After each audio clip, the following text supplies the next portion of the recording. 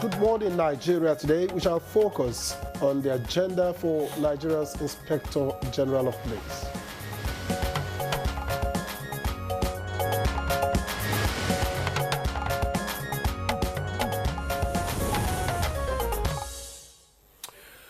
Yesterday was a historic moment in Abuja as Tunji Disu was officially sworn in by President Bola Tinubu, stepping into the hot seat of the Nigerian police force.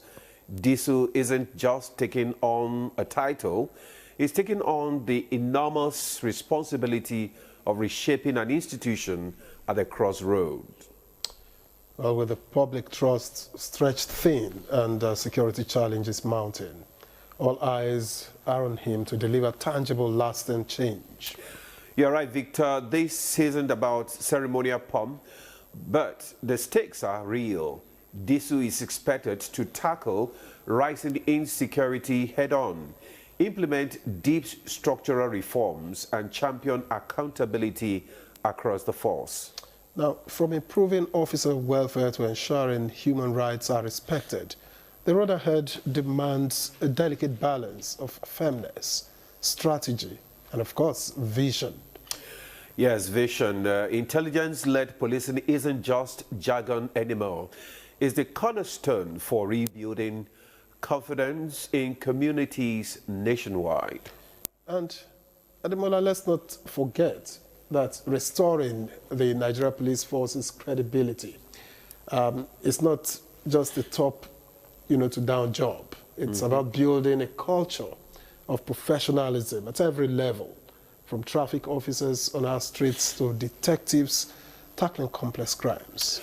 You're right, Victor. Credibility and professionalism. For citizens, it's about feeling safe again, knowing that their protectors are competent, accountable, and equipped to act decisively.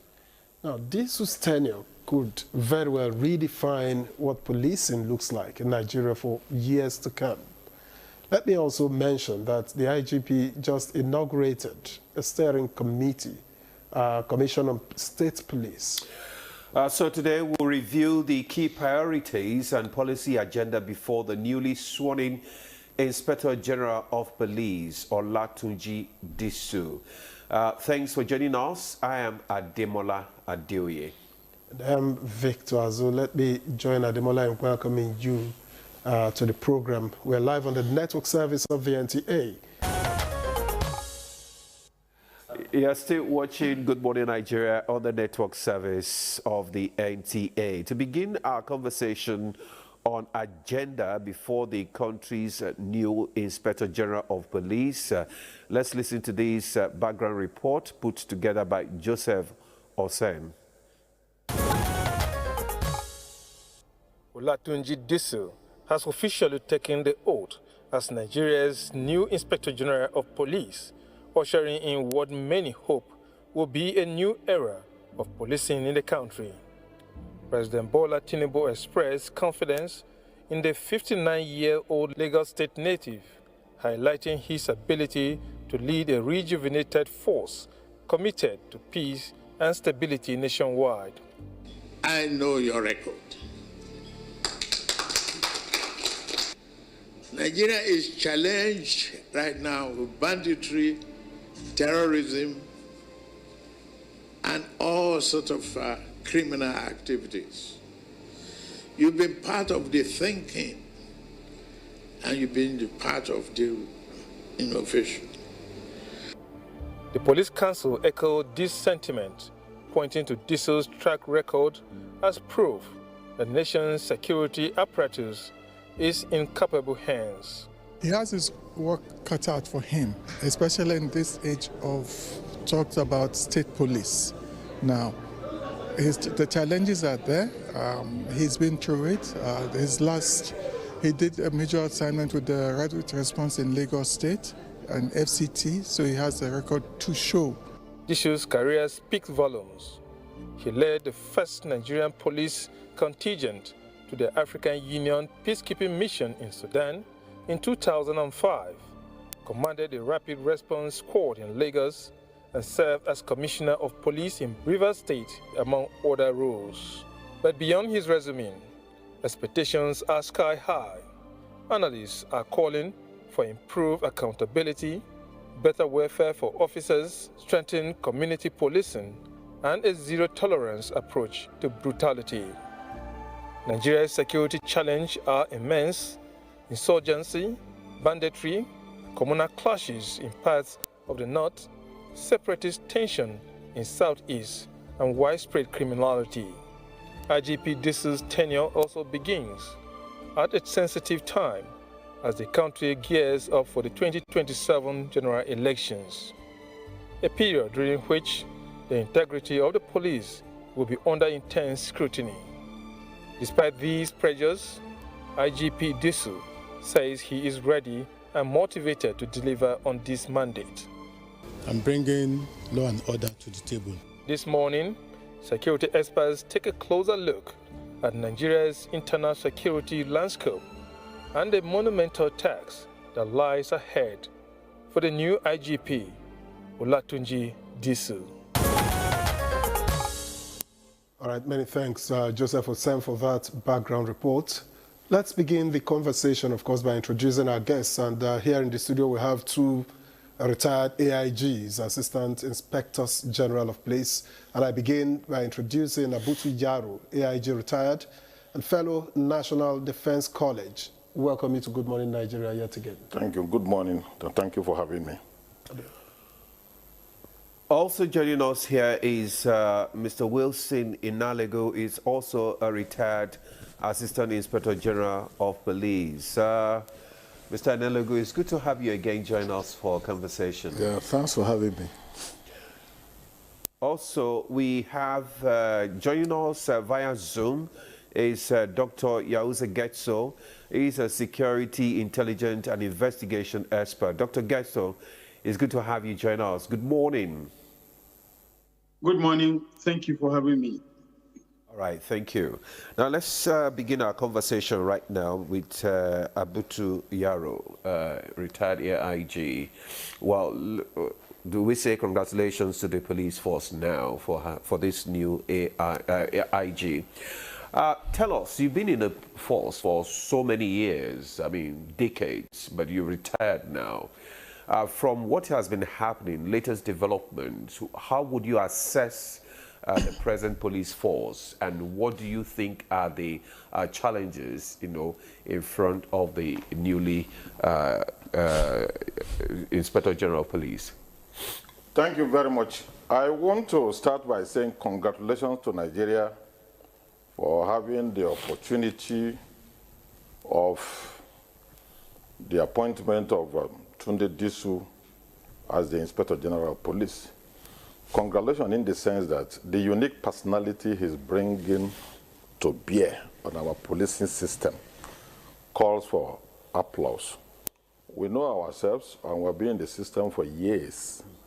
Certainly, the effectiveness of the police system can always be linked with the personal attributes and psychology of the leadership. And this time around, that this country is fortunate to have IGP Tunde Disu as our helmsman, I say congratulations to Nigeria. This congratulation is not out of semantics or out of emotion, but is born out of inbuilt experiential observation over the years.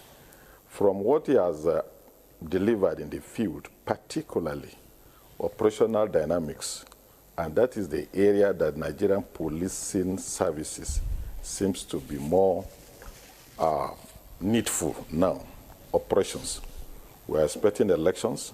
We are having national security challenges in terms of high-level banditry and terrorism, and we are having high-scale police gaps in many areas of our national life.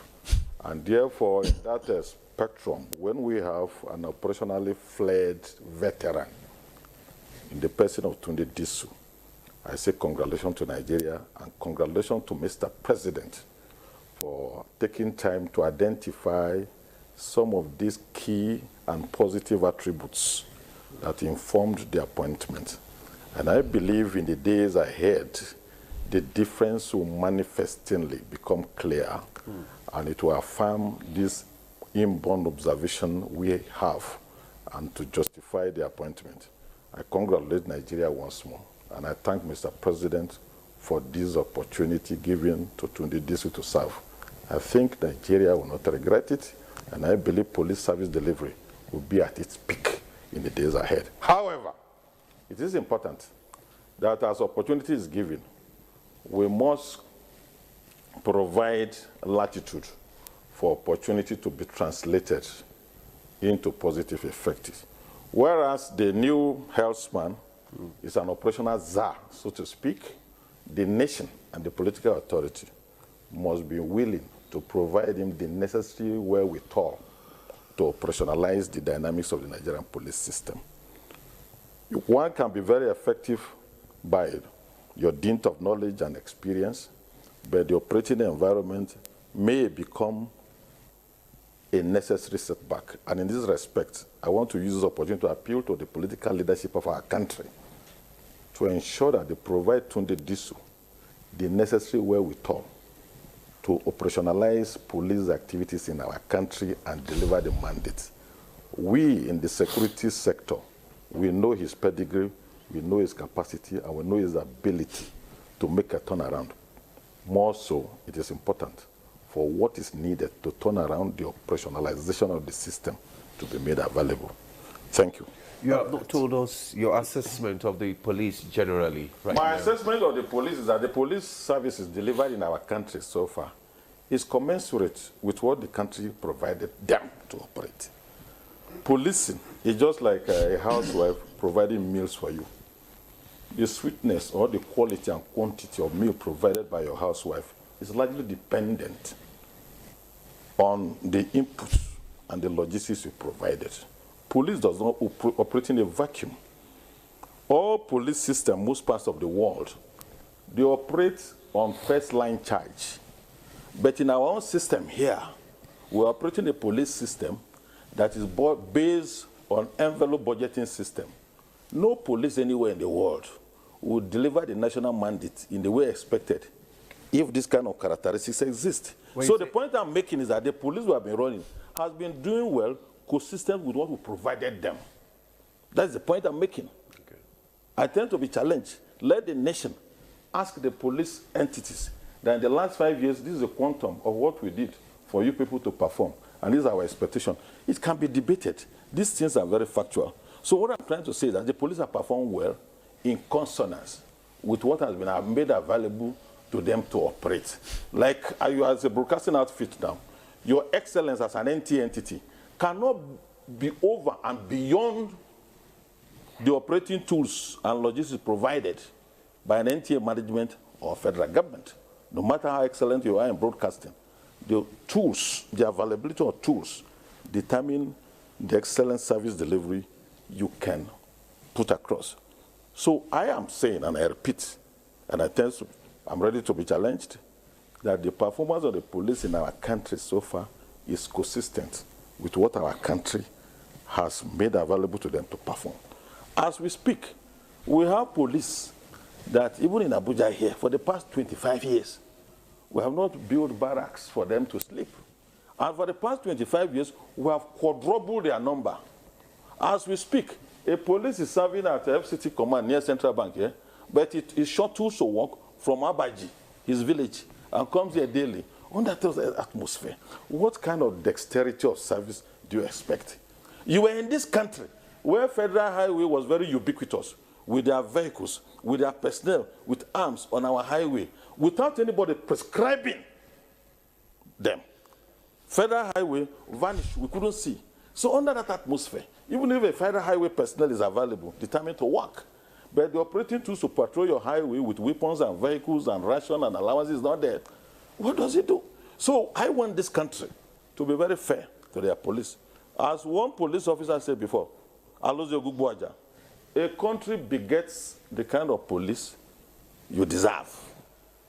What we are operating with is in consonance with what we have provided. And I'm using this platform to appeal to the authority of states to ensure that as we have a good man on the saddle, we should provide him the wherewithal to deliver the much expected excellent service delivery.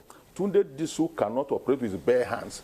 You cannot have 500,000 policemen in the country, and you have less than 200,000 AK-47 rifle, and you expect them to perform.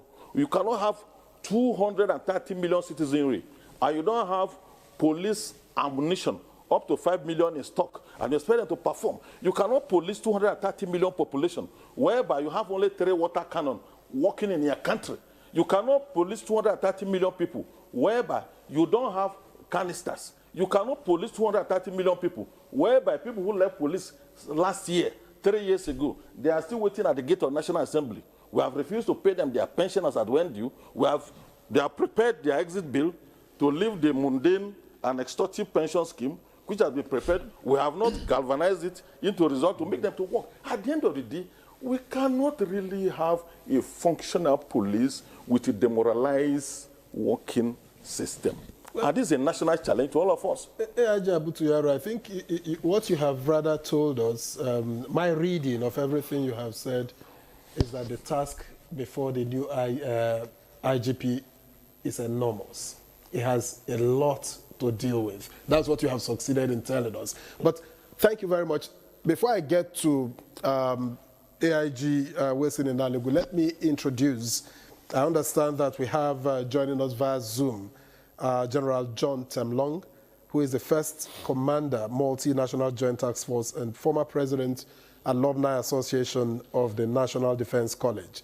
We thank you very much for joining us. Thank you very much for having me. Good morning, Nigeria.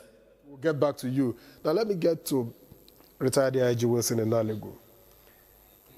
What do you consider the priorities ahead of the new IGP Olatunji Disu? Now, AIG Abutuyaro has talked about a lot of things that are not right with the police. We will take him up on the challenges anyway, because there are also aspects that you can say the police has not done well as you expect them to do. But what are the immediate priorities before Tunji Disu?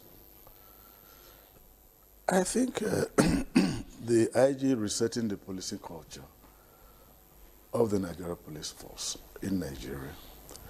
The IG, the connection or relation with the public, I think is a priority. And also correcting the perception of the Nigeria police force as a corrupt entity. I think that perception needs to be addressed. And the issue, and in doing that, the issue of transparency, accountability.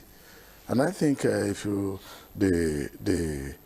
mandate the president gave him, he talked about professionalizing the police force. Of course, the Nigerian police force is professionalized. He talked about firm and fairness. Those are very key. Because when you talk about demoralization, he must be seen to be firm, but also fair. The president gave him that mandate, and I think that is critical. And that goes to the morale of the personnel. There should be no perception of, these are my favorites, and I think he should encourage competence. And he can do that by opening the space for those officers to be able to play their role. I think is very critical. And the other thing that I think, which is tough, that he's familiar with, is the issue of intelligence-led policing. I think it is something he's got to think about. He practice, it's a different thing to be an investigator. It's a different thing to be in the top administrator. So that intelligence-led, technology-driven, and I think is critical. I think in the first 100 days, Nigeria wants to see, are we still going to continue with the kind of roadblock that we have? Are we going to tweak to create more effect? And I think that is critical, because are we going to look at some of those places that we must police, that if you take officers from there, you have a breach? How is he going to do? What approach? Is he going to think of having cameras there, having patrol vehicles? How is he going to convince the government, like my colleague Abuja said? How is he going to convince the government to support the budget of 1.252 trillion? Is paltry, small. And you are, the other agencies like the military, I think nearly 3 trillion. Now, the police primacy on internal security, and the government is faced with daunting internal security challenges. And this is the institution that has the mandate to police the country. Are they giving that support? So I think the task before him is, I think, is what am I going to do different? That to bring the public. Because you can be meeting with the public, community relations, but what is that thing that you do? Oh, the public will say, yes, the police have changed. Now, already he's made promises. He's made promises. He's talked about, of course, he's gone about the implementation committee of state police because this is what the president wants. He's made that clear. So that's on one hand. He's talked about changing the policing culture, where the policemen begin to see Nigerians as their bosses, as their employers, and relate with them. But every IG before him made promises. Many talked about dismantling roadblocks. Many made different promises, but these things never really happened. What is the assurance that his time will be different, that he will make promises that he can keep? No, I think he will make promises. You see, what are those things that bother Nigerians? And I think the Nigerian police force, the Nigerian people love the police force. But there are issues to be addressed which are beyond the police. For example, enforcement of unpopular laws, Cyber Crime Act. The police enforce. It brings them in conflict with the public. That's not the fault of the police, because it's a law that they're really charged to enforce. And that makes them unpopular. And that's that they take the burden of government. But what I think is good to look at the relationship with the public. The public expects that we give you intelligence, we give you information. Something is happening. They expect robust response. And they are not able to give that. It gets them to lose confidence. But they are not going to be able to respond unless they have the wherewithal, like Abuja mentioned. I recall sometime in the FCT when there was a minister who prioritized security. I think that was Dr. Leo Modibo. He prioritized security, and it was a time that if there is an incident, there is a distress call, you are going to have not less than 5 vehicles within 3 to 5 minutes. So once the public begin to see this as manifesting that they call on the police, they approach the police, and then, so even in community policing, it's the public and the police coming together to identify those common problems that bother the community and coming with steps to address them. So I think what Disu has said, because from Lagos, he is an officer that manages by walking about. That is interacting directly with the public, even as Commander RRS and CPs in various states police. So I think what will create that immediate impact, in my opinion, immediate impact is that people see, you are not seeing so many checkpoints. And when you see checkpoints, you see officers that are well-dressed, well-kitted, properly dressed, and wear body cameras. That shows transparency. Okay. All right. Thank you very much, AIG, retired Wilson. Let's bring in Dr. Getso now. Dr. Getso, you are a security, intelligence, and investigation expert. And I know that you have been following the activities of the police in the past decades. And many times the approach of police in tackling issues have always been criticized by the public. Just like AIG Inalego also noted, there is need for more professionalism, a reset or rethink or change of strategy in order for the new police IG to be able to achieve, his objectives and plans. So, in your own opinion, what do you think? What immediate strategies do you think the new IG needs to implement, especially to counter this rising crime in the country?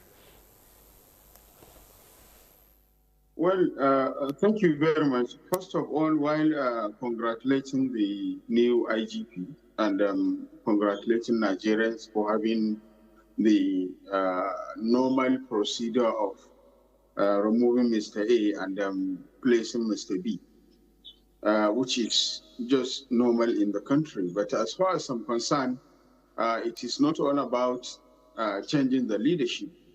It is all about overhauling the system. That is one. And the task ahead of him is to restore the confidence of the public on police, to change the machineries of police being painted as political errands, as leadership errands, and as a compromises, as a complicit, as a corrupt, one of the most corrupt institutions in the country. Looking at how police were characterized from the 70s to 80s to 90s to date, you can see that the highest proportion or highest percentage of the Nigerian public have lost trust and confidence on Nigerian police, simply because of being used as some political machineries against the opposition, being used by those on the position of the power against the opposition, being used by someone who is richer against somebody who is poor, being used by some of the people who have capable hands of doing certain things. So the attitude and the behavior of the Nigerian police has been clearly as exhibited over time, that it is not, you lost trust and confidence that when anything you are taking to the police, you are not going to have justice like the Nigerians, the judiciary. So the level of corruption, the level of complicity, the level of compromises, the level of at which the institution is being used as an errand.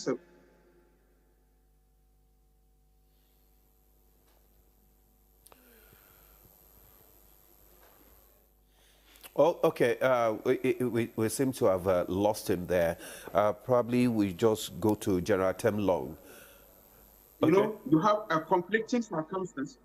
You have conflicts between the Nigerian police force and the other institutions that have been initiated by the governors, where you have somewhere you have a multiple, somewhere you have what do you call it, different institutions that has been initiated by the government. So those conflicting policies, conflicting system, the IGP need to do a turnaround maintenance in order to kind of change the orientation and the perception. And that cannot be achieved without looking at the outline issues that has been discussed by AIG Abutu and also, it is very clear that you don't give me a pepper without a tomato and you expect to have a very good taste of the food as a wife.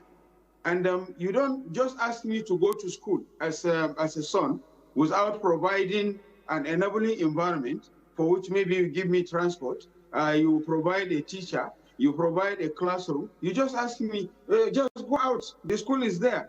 How can I be educated? There must be an enabling environment. Yes, of course. Mr. Disu may be very humble, very responsible, whatever, may be highly professional, may have all the skills, But when you need 700 police and you give him 10 police officers, men and officers, what do you expect? How do you expect him to deliver? So the reality is not about the person, but rather it's about total overhauling of the system. A lot of reforms have taken place, a lot of review, a lot of criticism, a lot of public hearing, a lot of submissions, a lot of, what do you call it? A lot of petitions have been written. So there are lots more. So how do you expect him in a kind of a short time? He can only deliver if you create an enabling environment and if you give him a space to operate. And that space, in terms of operations, in terms of tools, in terms of surveillance, in terms of physical, in terms of imbibing the technological advancement, in terms of taking advantage of sensitizing even the public to understand who is a policeman. Because most of Nigerians don't understand the policeman. And most of the police, especially the men, most of them, they don't even know what is their roles as a policeman. They only wear uniform and go around and believe that they are police. Yesterday, I was moving somewhere in one of the cities in the country. I was checking, I normally intentionally move around to check the attitude and behavior of the police. I saw a policeman trying to negotiate with motorbikes, and some of those motorbikes can easily be a criminals. So he doesn't even care who is person. He is just by the side trying, and it is a stop and search. So do you have mechanism for monitoring? Do you have mechanism for supervision? Do you have mechanism, the working tools? What type of arms are they using? And do they even have vehicles to move? Do they have even administrative tools in order to manage even the cycle of the divisional police station, the command, the outpost, or the zonal offices? Do they have the tools? Do they have the capacity? Do they have the equipment needed for delivery? So all these things, Mr. Diso, I expect him to provide and a kind of to have confidence and trust in writing Mr. President, in communicating to the Mr. President, and for Mr. President Bola Ahmed Tinubu to provide him or to provide the police as an institution those instruments, both operational, administrative, social, as well as the welfare. Like mentioned, many of do you even have a standard police barrack, even in the FCT? Talk less of Lagos, talk less of Kano, talk less of wherever you go. Do you have a conducive environment where a policeman can keep his wife, where a policeman can take his children, go to the health facilities of the Nigerian police, wherever you have a police health facility? Go and see the situation. I checked about 7 in the last 3 months. What I saw there is not quite encouraging. So how do you expect a policeman to perform in an environment where you didn't create an enabling? All the enablers are blocked. All the enablers are padlocked. Social enablers, operational enablers, administrative enablers. Yes, of course, I agree that we need a state police, but under which environment, under which circumstance? Is it just because we want to have a state police?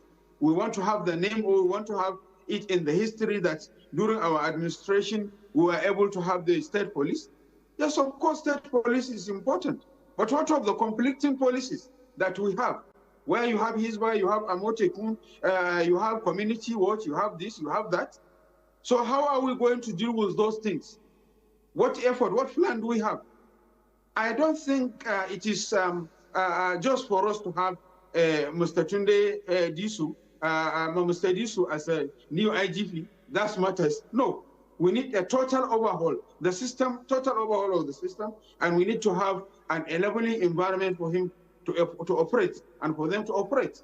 What we have now is just an institution, is just a house built without furnitures, without curtain on the windows, without maybe a water to operate. So we need to provide those ingredients for that house to kind of be useful. For your initial comments. We'll get back to you. Let me get to Jos now, where we have General Temlong. General, I know that policing often requires coordinating. The nature of our security challenges require coordination between the police, the military, and indeed other sister agencies. How do you think that the new IGP can approach this, to get results, better results than we have been recording? Coordination with the military, because what you hear sometimes is usually that, there are daggers drawn, sister agencies don't collaborate, and that rubs off on the security in the country.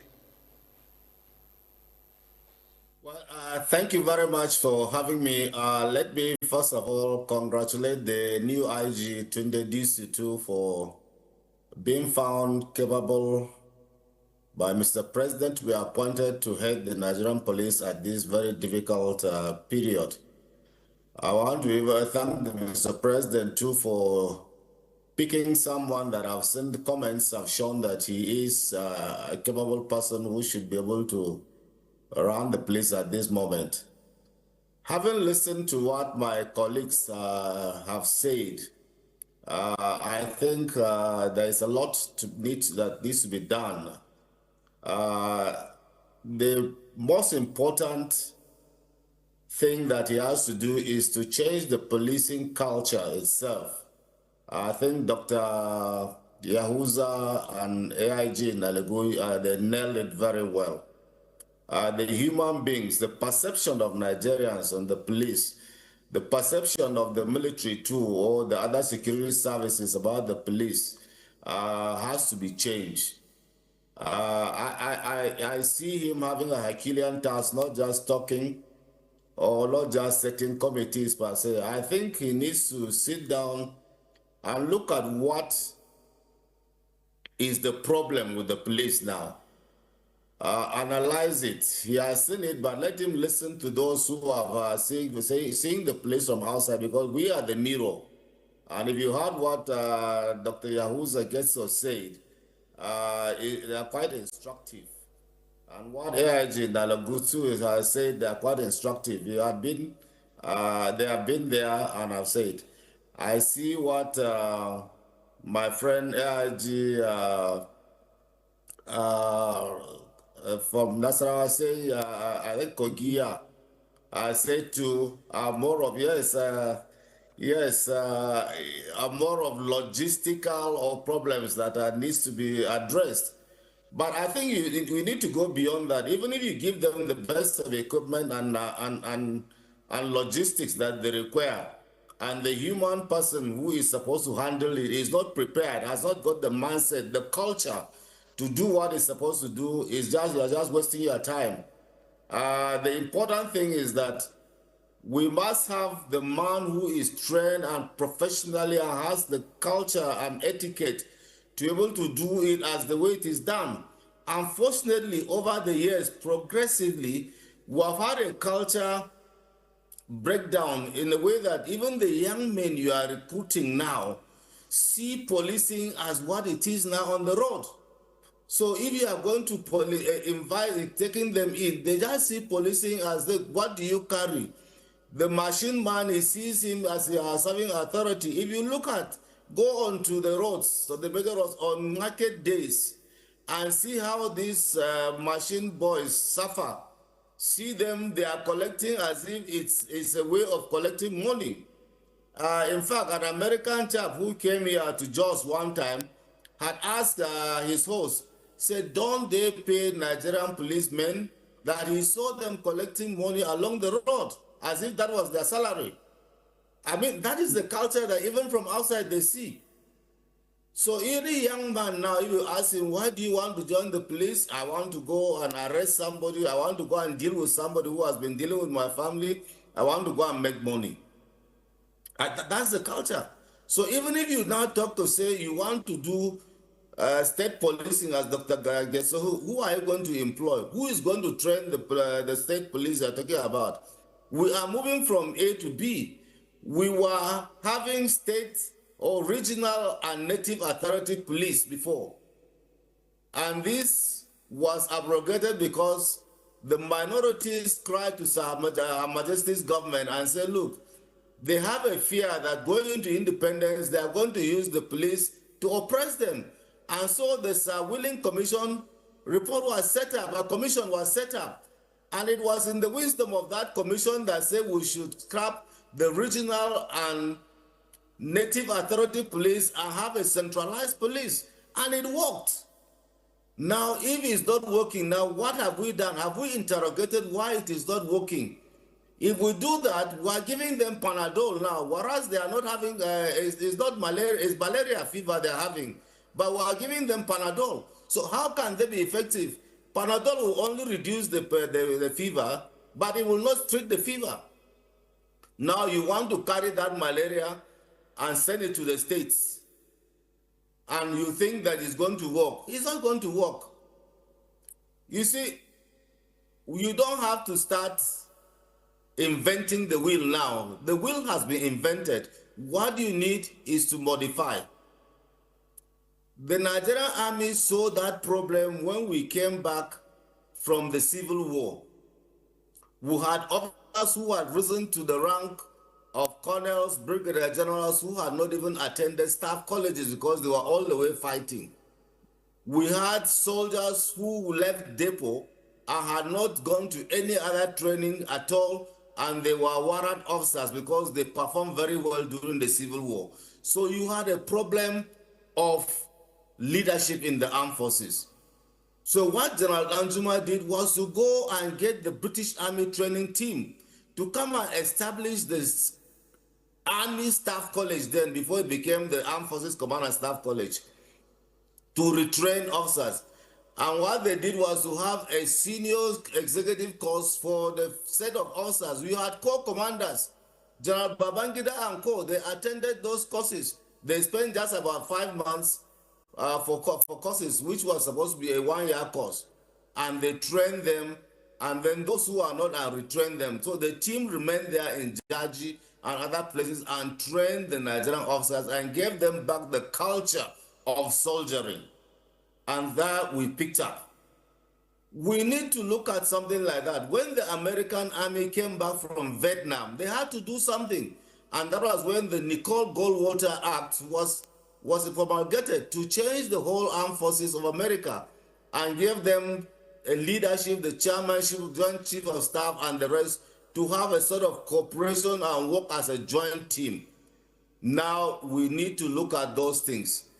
For us to collaborate, yes, we started having policemen going to the staff college during the internal security phase and interacting with officers at that period. We used to call them counter-revolutionary warfare because the British team came back with the experience of Malaysia and the rest. People who are fighting for independence, they were seeing them as revolutionaries. But it's the same thing as what it is now. Now, we had that phase. We have phases of, now we have some of the senior police officers attending the National Defense College, the Army War College, and the rest. But their numbers are quite few. They come to NIPS and the rest, the numbers are quite few. There are courses or there are seminars that are being held today for the collaboration between interagency collaboration between the armed forces, the police, security agencies, and the rest, which they are trying to have. At the strategic level, that collaboration is quite available. But what about the operational and tactical levels? At the tactical levels, it's quite difficult because the men themselves are not as trained. They don't even take part in some of those workshops and seminars. So you need to go beyond that. But I think the most important thing we need to do is let's have a policing culture that is in line with international best practices. The policeman, is he your friend? Do we have any way of interrogating or monitoring what they are doing? Yes, somebody mentioned body cameras, which is quite important because even in the US, they say they have to use body cams. So you need that. But I think we have to go away again from the colonial mentality. When the colonialists came here and established the police force, it was to serve the interests of the colonial authority. And that's why they had to separate the policemen from the citizens and make them look that they're special. So when they want to oppress the citizens, they bring them out from somewhere. Policemen are supposed to live within the society and police them. Yes, when you keep them separately in a barracks, then you are not policing them, because when they are off duty, a policeman off duty and living in my environment next to me has an eye on me that sometimes in the night I'm bringing in some contrabands in my things, certain things are happening. But if he lives in the barracks where he is, he wouldn't see what is going on. And if you look at the example like I always give is the military. The military police, they live within the military in the barracks. So they police the barracks. Civil police should live within us. If you go to Beverly Hills, some of the most expensive places in America today, policemen are living within them there. Sometimes they don't even know whether they are policemen. Can't we get money and rent houses for policemen in Maitama, in Asokoro, and the rest to live within us? We want to build barracks and keep them separately. That's continuation of colonialism. I think we should get off from that culture. Let the policemen live within the society, live with us, police us. If they are on or off duty, they observe what we are doing, and they are, in fact, they are able to do that. They won't do magic. All right. Because if we see policemen in vehicles and the rest, everybody gets online. Now, when they are back in the barracks and there's nobody, we'll go back to doing what we're doing. All right. I think we need to get off from this colonial mentality and come up and get policing. Look, policemen are supposed to live with us. If we're in high-brows areas, go and rent houses for them to live there. If you cannot put the ordinary police, the junior policeman there, put an AIG like Nelson there. He stays in the Sokoro. Okay, he's ready to join. And the rest. He's ready to join. Thank you so much, General Temlong. You have rolled out a lot of things that the police and government needs to do to actually get a better police, to reform. They need to get out from the colonial mentality. They need to rejig, reform, restructure, and so many other issues that you have raised there. Thank you so much for that, your opening remarks. Let's come back to the studio now. Abu Tuyaro, you have listened to what General Temlong said and other guests. The issue of, the trust, the public trust in the police is a major issue, and also the need for a proper restructuring, a reform of the police. That despite the fact, even if the police were provided with all the logistics that is needed, all the conditions are conducive and everything to work with, but if the mindset is still not changed, we will still have the same result. So there is need for a structural reform. So what kind of reform are you advocating at this time? Thank you very much. The last speaker pointedly gave examples of reform agenda that were executed with respect to military servicemen, either in the 70s or when they came from Vietnam, and etc. Now, we should ask ourselves, he even specifically said that at the time, the military staff college, Army Staff College in Jaji was established after the Civil War as part of the reform of fine-tuning officers to be in line with the extant best practices. In all these narratives, does it not go, or is it not having link with the political will of the government? Does the Inspector General of Police on his own have the capacity to bring reform, retraining, and retooling police to have a new mindset? If the logistical wherewithal, when we say logistics, it includes money, it includes practical equipment, money and political support. If they are not there, will it work? The last speaker narrated. But is that why police is collecting money on the road? I want to come back to that man. That collection of money on the road, I wouldn't, except we want to be dishonest to ourselves as Nigerian national. There are many services. From here, where we are staying in the studio here, from here to Ankpa in Kogi State, we have 60 military checkpoints. Call any driver from Gaki Park, they tell you the money they pay. Military in uniform, in camp collecting money. NTA surveillance can go and film it. But that's it's a culture. Then what I'm saying, why are you saying police? All Nigerian state actors who work on the road, they collect money. These are empirical. We should not allow me to finish. We should not make the police to be a whipping boy. It's not a police collection of money road. It's not a police monopoly. It's the general decadence of state actors on the road, including VIO. That's true. Well, even in Abuja here, I say from here to Ankpa, my town, we have 16 military points. And the money they collect, it baffles you that even you like to throw away your uniform. Let us not go into that area. We are Nigerians. We know ourselves. We know our country. We know the true facts of the story. We must be very factual to ourselves and to what is happening in our country if we must develop. I agree. I'm not defending the police. The decadence we are talking about is generic. It's generic. Go to southern Nigeria. You see military men following people to ceremonies, to naming ceremony, baby naming yourself. All these things are based on corrupt practices. Let us leave that area. How do we do it? We can do it by political authority, hammering a position and providing palliative. We have abandoned these people from mundane provisions, whereby they become something else we cannot control. The children you kept in your house before you left for studio this morning, if you have not made arrangement for their feeding, I can tell you the propensity or the tendency for them to take unusual and embarrassing survival instinct exhibited will be there. The reality of this situation is something that we should not be very, very semantic or we try to camouflage it. We know our country. We are nationals. We were born here. We grew here, and we are going to die here. We're not trained outside, though. Here. This is our country. What is on the ground is much more than something you particularize it to police, police infamy. I agree, they're not at their best. And I'm saying that what makes them to do this thing? Is it the police that train themselves? Go to police college in Kaduna. There's no hostel for them to sleep. Go to Jos, where we have mounted troop training school. We have dog training school there. No dog is there. No training is going on. Go to police staff college Jos. There's no water there. There's no light there. When people come on calls, they feed themselves. Is it IG that provides the finance to feed police or training? Is it not federal government? So I want us to be sincere to our country. We have an excellent IG now. We should give him the tools to reform the police.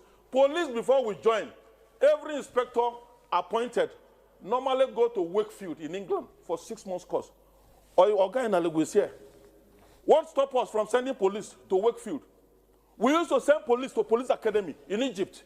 Every person, after you graduate from local police academy, you go to Egypt to go and do advanced practical course in order to make you to be a consolidated officer. What made us to stop it? These are issues that are germane to our national development. Before, we used to give police uniform 2 times in a year. Before, when a police vehicle is in motion, he enters any filling station and refill. They only fill the coupon and go. Oga in Alagoas, is that not true? That's correct. What has happened to this country?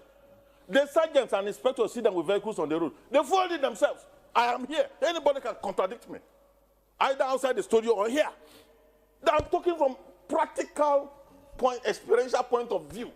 I want my country to be better. I want the police I left to be better than what I joined. But it's not when we're unable to actually come up with a logical conversation and telling our political leaders to do more, to make the police to work. Right. Let me tell you, as it is today, go to the street and ask, the policemen are highly demoralized. They don't even have trust in Nigerians. Right from end of SARS. Like Nigerians don't have. We don't even have trust. Police don't have even trust in Nigerians. We were here when hoodlums went and burnt all police stations, 17 states in the south. Police vehicle burnt were 878. Police barracks burnt, they were 200. I was the ACP in charge of NSAS damage assessment.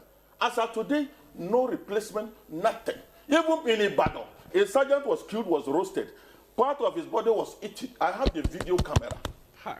I was the chairman, police NSAS assessment. I have the record. I have the damage, colossal damage that was done to Nigerian police was worth 22 billion. I have the record. The report is with me. I can give you.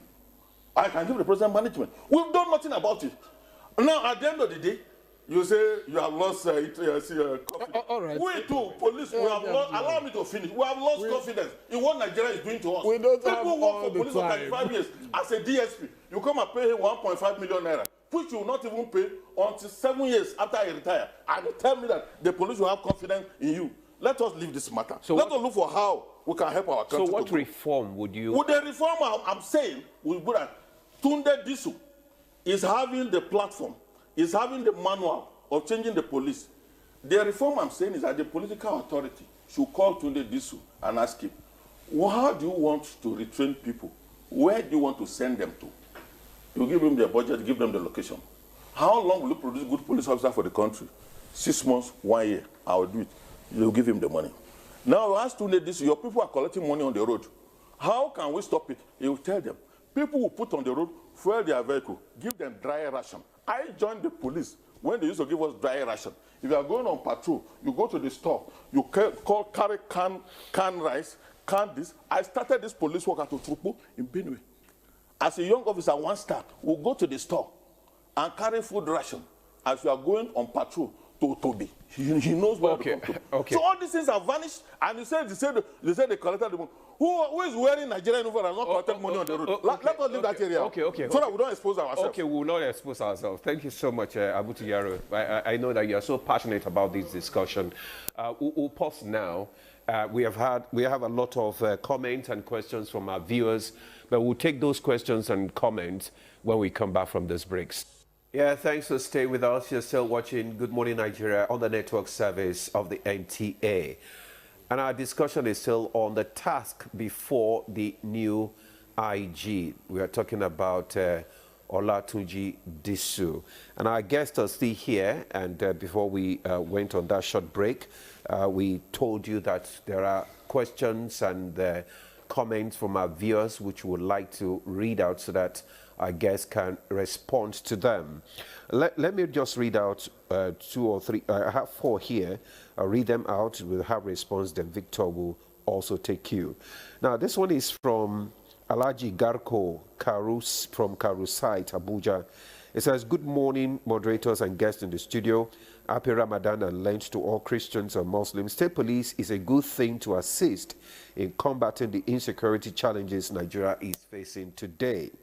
The agitation by some Nigerians, politicians and elites for state police due to the insecurity challenges going on in Nigeria is a welcome suggestion, but federal government and members of the National Assembly should move with caution at this critical period. Thank you, Mr. Alaji Garko.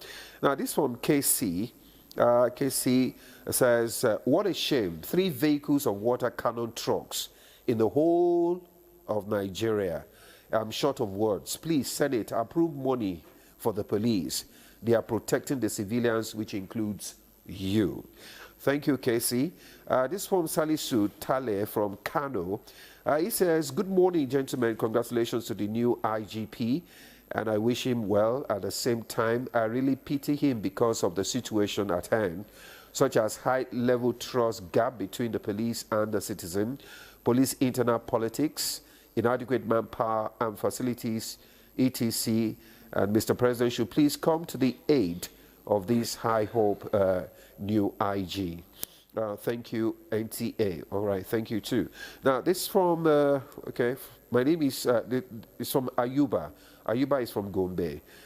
I congratulate the new IGP Disu, and I hope under his watch he will curb the menace of banditry, terrorism, and other antisocial vices. My question is, what measures will he employ to mitigate the ever-increasing activities of kidnappers? Observe that attention is more focused on cities, forgetting about people in remote areas. Okay. The last one I have here is from Kayode Busari from Lagos. Kayode says, good morning, thanks NTA for today's very germane topic of discussion. The establishment of state police is long overdue in the country. The most critical areas to look into are the total rebranding of the force. Retired AIG in Alego, you want to respond to some of these comments? Yeah. I think rebranding of the MPF is one journey this IG will embark upon. But like my colleague in the studio highlighted, there are daunting challenges. And then you can rebrand the police force. The government, the leadership must prioritize the issue of security, the welfare of the people, the security of the people. And the most critical agency for that is the Nigerian Police Force. Now, the human resource, manpower, acute shortage, they're trying to recruit 50,000. That process is still on. And I don't think there is any government agency where her staff work 24 hours. NTA. 24 hours. NTA, might be NTA. NTA, I think you're almost in the same situation with the police. You walk around the clock. You walk around, but in this case, you find a young officer leave his house. He works 24 hours. If he's lucky, he works 12 hours. I mean, it can't work. And most of the police stations can't even defend themselves because they don't even have the numbers. And so those are critical areas. And I think government must not politicize the police. And that is one thing I'll tell the IG if I meet him one-on-one. But let me just make it. The IG must understand that his task is to build a police force that will be the pride of all. He must not succumb to any partisan or private interest. Nobody is going to remove you from office because you did the right thing. And I think if he does the right thing, Nigerians will remember him. So the point I want to make, the presidency strengthen discipline within the police. And I think from what you said, look at the response of people. I think there should be communication. It will not be out of place for the IG every week to have communication. You can use one of the DIG operations and the rest of it. And the welfare of officers. Nigeria is not too poor to cater for police. I worked in one of the West African countries. I worked with their police. We went with a training team from here, and the IG of that country's police celebrated the Nigeria police for training their personnel. But you know what happens? In that poor country, not so rich, at the end of the month, every police officer gets a bag, 50 kg bag of rice. He gets oil. That is not part of their salary. And that is why this one is for them to take home. Incentives. Yeah, but the problem we have, I think the leadership of the country must understand that in any civilized country, you must have an effective police force. If you don't have an effective police force, if you don't provide, I think the Nigerian police officers are miracle workers because the way they optimize the little resources they have, if the police have to wait for government to provide everything, there will be no policing. In other words, funding is at the heart of yes. the issues. So what the police does, the DPOs optimize, even the IG optimize, the commissioners of police. So the Nigeria police force is a clear reflection of the society, but the police is above that. And I think the issue of discipline that the president talked about, I like always to talk about it because they say strengthen discipline within the Nigeria police force. The Nigerian society also, I think we need to strengthen discipline. I am sure if you are in Abuja today, just a moment, if you are coming from, in Abuja today, you don't know the direction of traffic.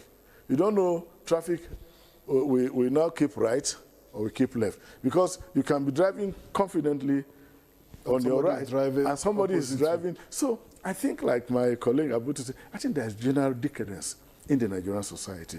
But Disu has his work cut out.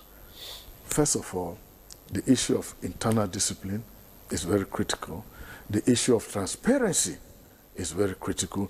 And I think, I don't want him to say, I abolish checkpoint or I leave checkpoint. I want it to come with a creative way that Nigerians will see a difference. And I want him to see, what can you do? Because he was doing something about kidnapping. Nigerians are traumatized were kidnapping. Well, Nigerians are afraid of traveling. And he was in charge of IRT, Intelligence Response Team. And what he was dealing with basically, largely, is the issue of kidnap. And I think he has to expand that office that he was manning. It shouldn't be an Abuja thing. Most of the crime now have gone rural. So I think if he cannot do it to geopolitical zones, the 6 geopolitical zones, to have those offices with the equipment. And I think the president promised, I will support you. I think he should take that statement literally and work on it. The Nigeria police is in need. Look, whatever you do, if you like, bring military, bring civil defense, they can't do police work. Crime will only go down when you equip the Nigeria police. All right, when you support the Nigeria police. Thank you. Thank you, AIG retired Wilson Enaligu. Now let me run through the messages that I've got here. And this one is from Abigail in Jos. Good morning, sir. What the retired AIG said is very true. As I'm watching this program, I'm crying. Sir, my neighbor lost her husband 3 months to his retirement last 8 years. Until this morning, nothing was paid to his widow and 6 children. Yes. If you are a police officer and you die in active service, you are gone. Your children will suffer. Okay? And from Alhaji Garko in Karusite, creating state police will be a duplication of police duties. And if care is not taken, at last, the purpose will be defeated. Nigeria Police Force has been neglected for a while. Thank you. Okay, thank you too. And this one from Paul is just appreciating the comments from the studio. We thank you too. And from Ebu MD in Omoku Rivers, very warm greetings to all in the studio.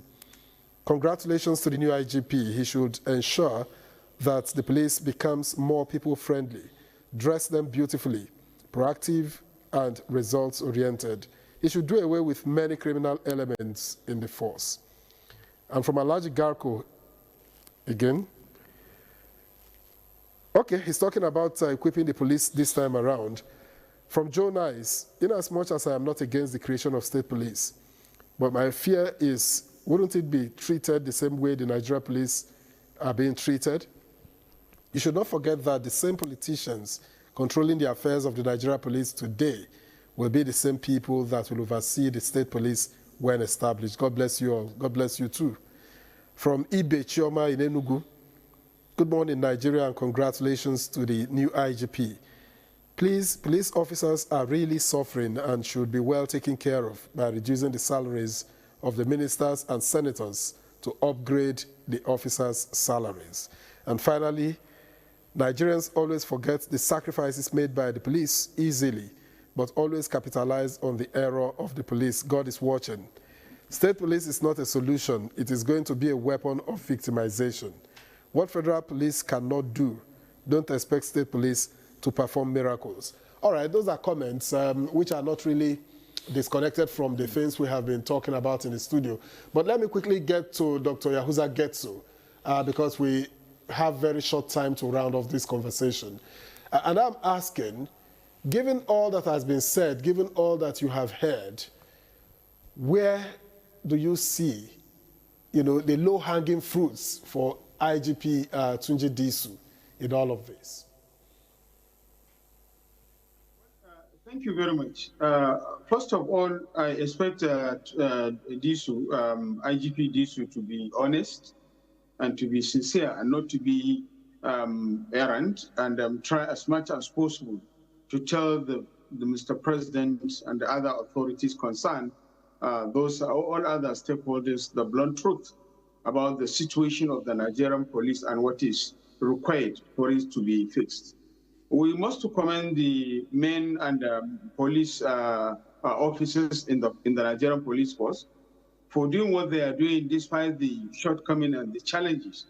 I think we are just, President Bola Ahmed Tinubu administration is just rushing to have the state police. But I quite disagree that the state police will be an answer to the national security challenges bedeviling the nation. I think we need to be very, very careful, not really to have duplication of efforts at a time when we just want to satisfy ourselves. There are lots more lingering issues that need to be attended if we are really serious and committed to addressing the security challenges. Those who are advising the president on security and intelligence matters need to rescan themselves and also revisit the reality on ground and speak to Mr. President about the real issues. I expect Mr. Tunji Disu to work hard in order to mobilize the little resources from the governors as well as the federal government in order to boost the morale of the Nigerian police force so that they can be able to deliver the expected mandate. It is quite challenging and it is quite a critical moment when we have already made a big mistake by exposing the military into the internal security. I think there is need for the Mr. Disu to work hard assiduously with his state commands and the zonal commands in order to fix certain things so that there will be some level of restoration of trust and confidence of Nigerians on the Nigerian police force. Thank you. Thank you, Dr. Getso. And we don't really... Thank you, Dr. Getso. I'm sorry, we are running out of time, so we are trying to manage here. So quickly, let me get to Jos, where we have General Temlong. And I'd like us to look at, because it seems we are in agreement that there is no short-term fix. Most of the issues are long-term. You have to plan. So if you were to set a 10-year agenda for the Nigeria police, what would the plan look like in order to, reform the police and deliver on internal security? Thank you very much. Let me first of all apologize to my friend AIG Abutu. I forgot your name slipped off the Defense College. And by the way, and I think if I have to set up an agenda for the police, and I think what Tunji Disu should do is that the president gave him an objective, a task. He should look at that, including his own assessment as an insider because he's a participant, and what the best practices are, and come up with, because what the president gave him is a strategic objective. He should design a strategy to achieve that strategic objective. And that strategy will include a roadmap. That means a long term, a mid-term, and a short term. What are those things he can do in the short time, the mid-term, and the long term to achieve that strategic objective? And the important thing is that it has to be a flexible plan. And it's not just going to be him. And in designing that plan, I see him bringing officers in the mid-cadre who should be part of that design. Because in the end, they are going to be the ones who will execute and probably at the end of the day, be at the helms of affair towards the end of at the end state of that strategy. So they are part and parcel of it. They know what is going on and they'll do. Here some years and you go away. You can see the likes of AIG, Abutu, and Nelson, they are out. So you need mid-term officers to be part of that team and they give them strategic direction. And so they know what it is and they fine-tune that plan. You see, the government will not come back because what the president has given him is the objective. He is the one who should sit down and carry a plan to government that if you want me to achieve this, these are my requirements. And these are the short term, these are the mid term, these are the long term. One will sit down and say, government will do it, government will not do it. He has been given the task, he is the specialist, he is the person trained, he is the professional, he is the one entrusted to do that. He should go to the National Assembly, let the Nigerian public know that this is what the policemen need to do to achieve. If you have a 5 minutes response time for you to call the Nigerian police to respond to you, he needs 5 minutes response time. For you to get 5 minutes response time, these are the things I need in terms of communication, in terms of mobility, in terms of arms, the number of people that I need, the technology that I need that will give me a force multiplier. And this is the transparency I need to, because if they don't respond within this time, who will be held responsible? And when they go there, if they don't perform what they are supposed to do, these are the men that will be held responsible. It is him because he is the one who has been trained and specialized. He cannot sit down and wait for government to do that. No. sell these problems and the Nigerian people will come in. Look at what is going on. It is the federal police that are working in Lagos, and there is absolute collaboration between the federal police and the Lagos state government. And even the Sir William Commission report stated that the states or the regions were going to be part and parcel of financing the police, because after all, they are providing policing for themselves. So what is happening now is that the states are just doing what they think they can do, and then there is no accountability between the states, no transparency between the states and the policing. And in fact, if they do anything to a commissioner of police, the IG might not even notice what they're doing. So I think we need to do that. And going forward, part of what is going on is that the system has been built for corruption. We must fight it. Let's not defend it. All right. Okay. Go and meet a DPO now and ask him how much they give him in a quota to run a police station. Okay. As a DPO. All right. Okay. Thank you very much, General Temlong, for your comments there. We really had to, cut you short because of time. We thank you very much. We know we have many comments and questions which we are unable to take because of our time constraint. Before we go, Abu Tuyaro, I just want to, in just 1 minute, what lesson do you think the current leadership can draw, from past reforms that are quite, impactful? Maybe just summarize. Just one. Thank you. The current leadership can leverage on the practice of the past, whereby each police junior officer goes on what we call 3 months development course before.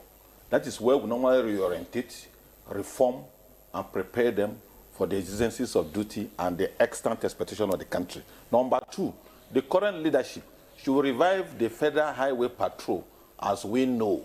Once Federal Highway Patrol is restored, all these booby traps we call checkpoints will disappear. Federal Highway Patrol will be given specific road length. Like Abuja, Kaduna will be under a Federal Highway Patrol team of 16 people, 4 vehicles, patrolling day and night, taking care of extant issues and unexpected situations. Number 3, the present leadership of the police should go and reorganize the mobile police force.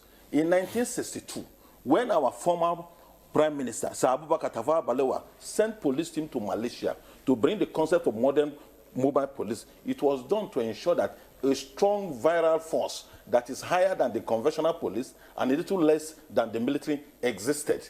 And they were operating on the doctrine of real tactical combat training and engagement. That mobile police has been working over the years. That was the most important segment of our national internal security calculus that we have allowed to wane over time. The new management of the police too is encouraged to ensure that there's piecemeal or budgetary allocation for each level of police operational entity, the division, the area command, the state command, so that the level of improvisation for them to function will not be there. Thank you. Thank you very much. Thank you. AIG Abu Tuyaro, we've run out of time. I think this is a conversation we may have to revisit so that we have some time to discuss it better. But let me thank AIG Abu Tuyaro, retired fellow National Defense College. We thank you very much for your time and the perspectives that you have brought to bear. Thank you for having me. Let me also thank retired AIG Wilson in Nalegu, who has also joined us here. Thank you for your comments. Thank you for the perspectives that you came with. General John Temlong joined us via Zoom from Jos. He's the first commander, multinational joint task force, and former president of the Alumni Association of National Defense College. Many thanks for your contributions to Good Morning Nigeria. And finally, from Dr. Yahuza Getso, who is a security intelligence and investigation expert. Always a pleasure having you on the program. We appreciate your thoughts. And that's Good Morning Nigeria. We thank you very much for watching. We'll do this again tomorrow. Join us again. I'm Victor Azum. Bye-bye. And I'm Ademola. You have a lovely day.